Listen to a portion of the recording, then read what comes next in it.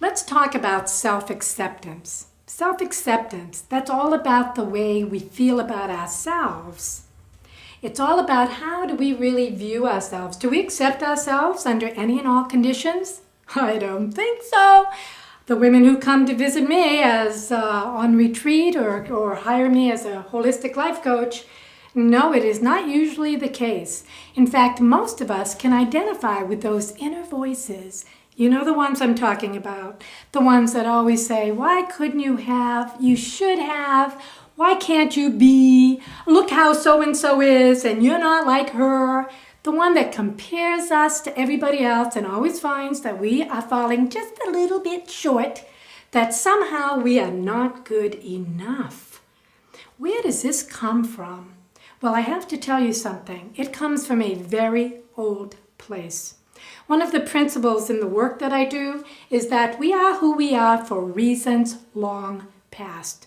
There are reasons we think the way we do. There are reasons we feel the way that we do about ourselves. And most of them were set in motion a long time ago due to the people and the places and the circumstances of our life, usually our early life. And when these things were not all positive and right and good, then we ended up somehow developing a distorted sense of who we were. This distortion of self, as the years went by, does not just fix itself. What happens is it becomes a driving force. It drives us. In many cases, it drives us to overachieve because we are so busy trying to prove, yes, I am good enough. See everything I do, see everything I achieve, I'm good enough. And we still don't feel that way. Or we underachieve. We figure, well, I'm not good enough, so I might as well become a self-fulfilling prophecy. And neither one of those work.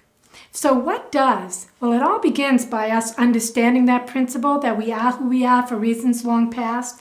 And if you go to chapter 1 of my book, and believe me, I did not want to begin this book with self-acceptance because it's such a difficult subject to talk about, to understand, but I really think it is clearly outlined in that chapter that when women read it, they have this aha moment. They begin to understand, wow, that's why I think like this or feel like this or act like this.